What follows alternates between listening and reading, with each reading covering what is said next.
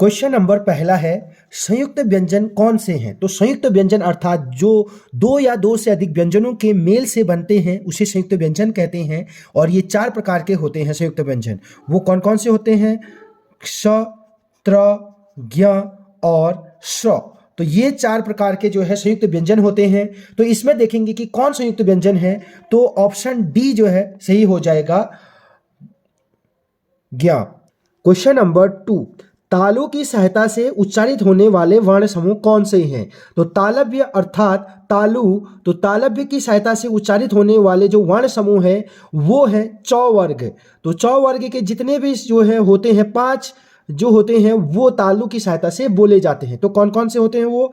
च, छ, ज, झ, य। तो ये जो है तालु की सहायता से बोले जाते हैं। तो ये रहा आपका च, छ, ज, झ, य। ऑप्शन सी जो है दूसरे का सही हो जाएगा। क्वेश्चन नंबर 3, निम्न में कौन सा शुद्ध शब्द है? तो इसमें कौन सबसे शुद्ध जो है लिखा है आपको बताना है। तो ऑप्शन डी जो है सही हो जाएगा, क्योंकि आसान नहीं होता है आसान होता है, ये गलत है। संसारिक नहीं होता है सांसारिक होता है, ये गलत है। अभिमान होता है, ये गलत लिखा है। तिथि जो है सही लिखा है। तो ऑप्शन डी हो जाएगा 3 का। चौथा क्वेश्चन है, ह्रस्व व दीर्घ भेद है, किसके भेद है? तो ह्रस्व और स्वर के जो है स्वर के भेद है। तो जो है स्वर के 3 भेद होते हैं। तो पहला होता है ह्रस्व स्वर, दूसरा होता है दीर्घ स्वर और तीसरा होता है प्लुत स्वर। तो ये जो है स्वर के 3 भेद होते हैं। तो ऑप्शन जो है ए जो है सही हो जाएगा। ह्रस्व स्वर जिनके उच्चारण में कम मात्रा का समय लगता है, जैसे अ, ई, उ, और जबकि दीर्घ स्वर जिनकी मात्रा में जो है ज्यादा समय लगता है, जैसे आ, ई, उ, और प्लुत स्वर जैसे कहते हैं राम, तो यानी कहते हैं ओम। तो ऐसे शब्द जिनमें ज्यादा जो है मात्रा का समय लगता है उसको कहते हैं प्लुत स्वर। तो इस प्रकार ह्रस्व और दीर्घ किसके भेद हैं? स्वर के। क्वेश्चन नंबर 5, वर्णों के क्रमबद्ध एवं व्यवस्थित समूह को क्या कहते हैं? तो वर्णों का जो क्रमबद्ध एवं व्यवस्थित समूह होता है उसे क्या कहते हैं? वर्णमाला। तो वर्णमाला ऑप्शन बी हो जाएगा। जब वर्णों को हम क्रमबद्ध रूप से मिलाते हैं तो उसी को कहते हैं वर्णमाला। क्वेश्चन नंबर 6 है, आदि का विलोम क्या है? तो आदि का जो विलोम होते हैं वे शब्द जो एक दूसरे के विपरीत होते हैं। तो आदि मतलब स्टार्टिंग और इसका विलोम हो जाएगा अंत अर्थात खत्म। तो अगला क्वेश्चन है 7वां, एक संख्या का बोध कराने वाले क्या कहलाते हैं? तो किसी संख्या का जो बोध कराते हैं वो कहलाते हैं एक वचन। तो एक वचन अर्थात जो एक संख्या का बोध कराते हैं, और जो ज्यादा का बोध कराते हैं उसे कहते हैं बहुवचन। तो एक संख्या का जो बोध कराते हैं उसे कहते हैं एक वचन। तो क्वेश्चन नंबर 8 को देखते हैं, जो किसी शब्द के पूर्व में लग के शब्द के अर्थ को बदल देते हैं उसे क्या कहते हैं? तो उसे कहते हैं उपसर्ग। तो उपसर्ग किसी शब्द के आगे लगकर उसका जो है पूरा अर्थ बदल देते हैं, जबकि प्रत्यय पीछे से लगते हैं। उपसर्ग जैसे एक मेरे पास शब्द है दिन, और दिन के आगे से लगा दिया मैंने प्रति, तो प्रति जो है उपसर्ग है, तो ये हो जाएगा प्रतिदिन। तो इसका अर्थ बदल गया, तो ये जो प्रति है ये उपसर्ग है। क्वेश्चन नंबर 9, जिसका कोई शत्रु न पैदा हो कहलाता है। तो उस जिसका कोई शत्रु पैदा ना हो उसे क्या कहते हैं? तो उसे कहते हैं, उसके लिए वाक्यांश के लिए एक शब्द होता है अजात शत्रु। तो अजात शत्रु इसका आंसर हो जाएगा। क्वेश्चन नंबर 10 है, निम्न में कौन पुल्लिंग शब्द है? तो ये जो गंगा, कृष्णा, गोदावरी है ये तीनों स्त्रीलिंग शब्द है। स्त्रीलिंग नदियां जो होती हैं वो जो है स्त्रीलिंग होती हैं। अरावली पहाड़ है, इसलिए जो पहाड़ होते हैं वो पुल्लिंग होता है। तो इसका आंसर हो जाएगा अरावली। तो डी ऑप्शन जो है इसका सही हो जाएगा। क्वेश्चन नंबर 11, बीते हुए समय का ज्ञान कराता है उसे क्या कहते हैं? तो जो समय बीत गया ऐसे उस समय का जो ज्ञान कराता है उसे भूतकाल कहते हैं, पास्ट, यानी जो समय चलेगा। तो बीच में जो जिसकी पहचान होती है था, थे, थी, यानी जो काम हो चुका है उसको कहते हैं भूतकाल। वर्तमान काल जो अभी चल रहा है, जैसे मैं आपको वीडियो पढ़ा रहा हूं तो अभी पढ़ा रहा हूं, तो ये वर्तमान काल। भविष्य में आपका जो है राजीव का पेपर होने वाला है 9 मार्च को, और आज 6 तारीख है, तो उसको कहेंगे वर्तमान काल, और भविष्य काल। और जो काम पहले हो गया होता है, जैसे 15 अगस्त 1947 को भारत को आज़ादी मिली थी, तो उसको कहेंगे भूतकाल। तो वर्तमान काल जो अभी है, तो इस प्रकार इसका आंसर आ जाएगा बी। अगला क्वेश्चन है, क्रिया करने वाले को क्या कहते हैं? तो जो क्रिया करता है, क्रिया करने वाले को कहते हैं कर्ता। तो जब कोई किसी काम को करता है तो जो क्रिया करता है उसे कहते हैं कर्ता। तो इसका आंसर हो जाएगा बार का सी। कर्ता मतलब किसी काम को करने वाला। अगला है क्वेश्चन नंबर 13, अंधे की लकड़ी होने मुहावरे का अर्थ क्या होगा? अंधे की लकड़ी होने का जो मुहावरा है इसका मतलब है एकमात्र सहारा। अंधे की लकड़ी होना यानी जैसे कोई अंधा व्यक्ति है, उसके हाथ में लकड़ी है तो उसका सहारा है, तो एकमात्र सहारा है वो। तो जैसे राम जो है श्रवण कुमार अपनी अंधे माता पिता की जो है अंधे की लकड़ी थे, जो उसके माता पिता अंधे थे तो उनके जो एकमात्र सहारा था श्रवण कुमार। तो अंधे की लकड़ी होना, एकमात्र सहारा होना। जिस वाक्य में एक उद्देश्य और एक विधेय होता है उसे क्या कहते हैं? उद्देश्य और एक विधेय जिस वाक्य में होता है उसे जो है सरल वाक्य कहते हैं। तो ऑप्शन ए जो है 14 का ए हो जाएगा। तो सरल वाक्य अर्थात जिसमें एक उद्देश्य और एक विधेय होता है उसे सरल वाक्य कहते हैं। अगला क्वेश्चन है, सबसे नीति अच्छी है ईमानदारी, इस वाक्य का सही पद क्रम है। यानी इस वाक्य को आपने सही में लिखना है, ऑर्डर चेंज करना है। ये सबसे नीति अच्छी है ईमानदारी, इसको आगे पीछे करके इसको सही से लिखना है। तो हम जानते हैं ईमानदारी सबसे अच्छी नीति है इस वाक्य को, तो ईमानदारी सबसे आगे आ जाएगा, सबसे अच्छी नीति है।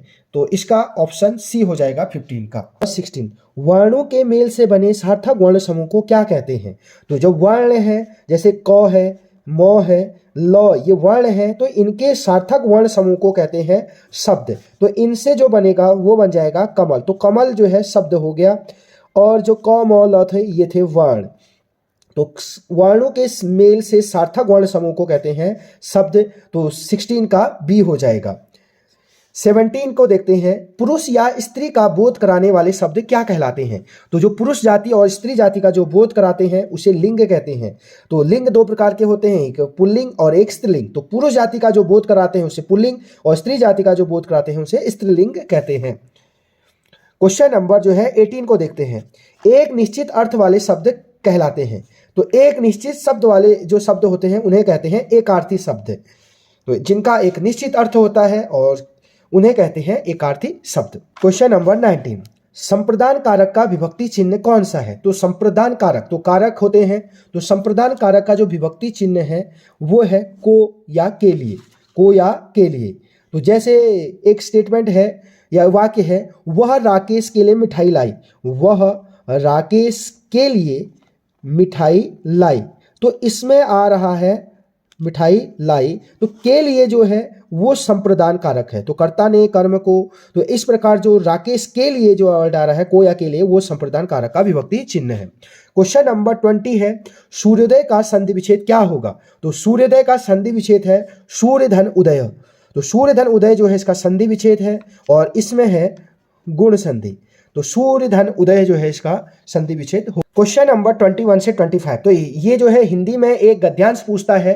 तो ये जो है चाहे सैनिक स्कूल हो, राजीव नवोदय हो, हिम ज्योति हो, चाहे जो है जवाहर नवोदय हो, तो सब में जो है एक गद्यांश पूछता है। तो गद्यांश इंपॉर्टेंट है किसी भी पेपर की दृष्टि से।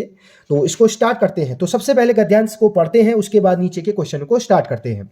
निराशा मनुष्य के लिए अभिशाप है। जो अभिशाप मतलब होता है उसका जो है, जैसे वरदान होता है उसका विलोम होता है अभिशाप। तो जो निराशा है मनुष्य के लिए गलत है, डेंजरस है, उससे नुकसान होता है मनुष्य को, जो मनुष्य को अकर्मण्य, निष्क्रिय और आलसी बनाता है। अगर मनुष्य के पास कहते हैं निराशा है तो वो उसको जो है अकर्मण्य यानी किसी काम के करने के लायक नहीं छोड़ेगी, निष्क्रिय, वो खाली बैठे रहेगा और आलसी बनेगा।